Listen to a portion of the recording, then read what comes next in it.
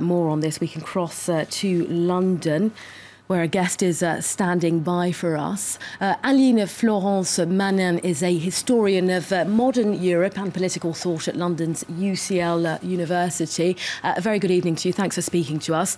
After naming Philippe Edouard, after naming Bruno Le Maire, and both from the Republican parties, Macron has left the right in disarray, some might say. Could they recover during these parliamentary elections, in your view?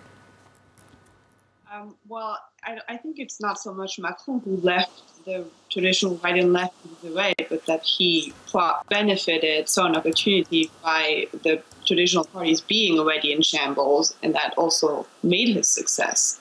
So could they recover? It's really hard to say, I would say, because the legislative elections work completely differently than the presidential elections. Yet what you see in the polls is that although before the second round of the presidential election, 60% of voters said they would want to deny President Macron or presidential majority. And now you see in the polls that actually his République En Marche is poised to perhaps get even the absolute majority of seats, or very close to it. I think they're polling at 280 to 300 seats. And as you mentioned, they only need 289 or 290 seats to get an absolute majority. So despite the fact that there's been very little time, essentially, between the presidential elections and these legislative, all of the candidates, or many of them indeed, are new, you think it's still possible that Macron could get that 290-seat majority that he's so desperately trying for? I mean, it is. The polls have him at 280 to 300.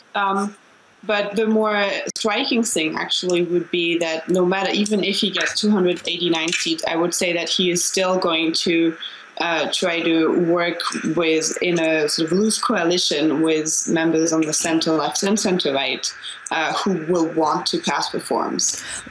And I think he will do this in order to have a clear mandate and also hopefully avoid what has happened, what has plagued French politics for the past decades, which is that each majority spends its time undoing what the previous majority has done. Just a final question before we go. We've seen that the left have been quite reticent to give support for Macron, certainly when it came to the presidential elections, namely Jean-Luc Mélenchon. Do we think that all along they could be hoping for some kind of cohabitation government and therefore not wanting to get behind a candidate like Macron? No, I mean, I think the scenario of a cohabitation is far from likely. Cohabitation means that a different party than the president's party would get a majority of seats, and we're very far from that.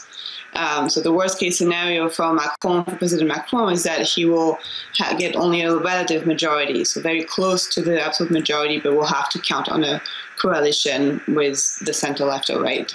But what this election really shows is that actually the left has been redefined by Macron, and perhaps, you know, the left is no longer defined solely by the Parti Socialiste and the far left parties of Mélenchon's France Insoumise and the communist parties, but that actually the République En Marche symbolizes a new age of the French left.